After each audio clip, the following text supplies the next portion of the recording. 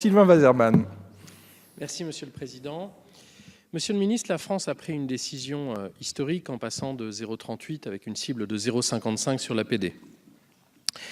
Cela dit, en raison d'une architecture budgétaire particulièrement complexe, ni le ministre ni le Parlement n'ont à ce stade une visibilité complète sur le détail de cet engagement financier.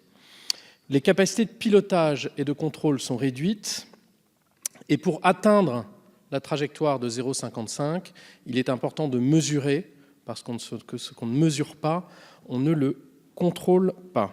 Par conséquent, ma question est simple.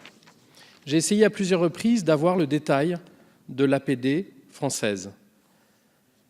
Pouvez-vous garantir la transparence totale des données, c'est-à-dire de chaque euro dépensé, je devrais plutôt dire chaque euro investi dans l'APD, pour que nous en ayons une pleine visibilité.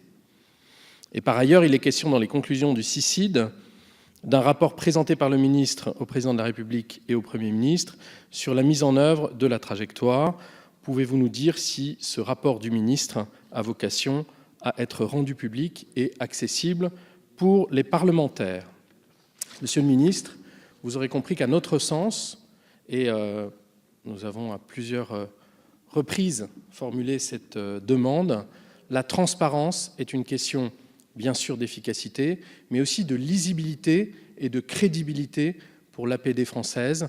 Donc nous comptons sur vous pour être le premier des ministres qui parvient à pleinement informer le Parlement sur la nature et les secteurs de l'APD.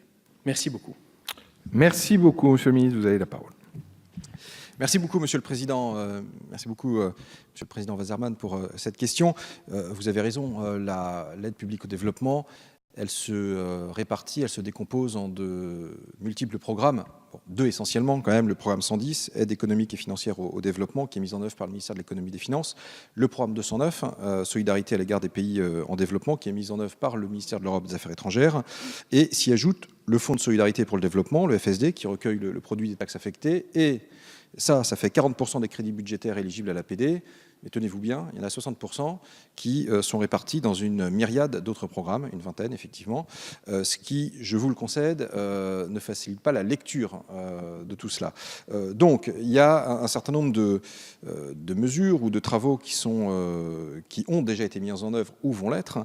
Il existe d'ores et déjà un document de politique transversale, ce qu'on appelle un jaune, en bon jargon de Bercy, qui justement permet de retracer l'ensemble de l'aide où qu'elle soit logée. Donc c'est un document budgétaire auquel vraiment, dont je vous incite à en prendre connaissance systématiquement, parce qu'il évite cet éparpillement, il permet de bien prendre conscience des choses.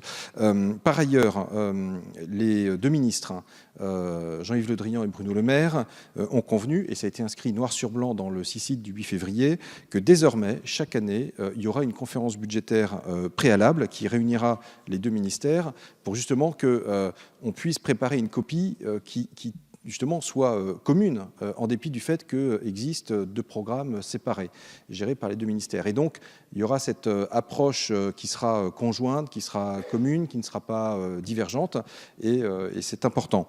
Par ailleurs, je crois que j'ai vu d'ailleurs que la majorité était très attachée au fait de conforter l'évaluation et le contrôle. Moi, je pense que la loi de règlement doit prendre plus de place peut-être dans nos travaux, dans vos travaux.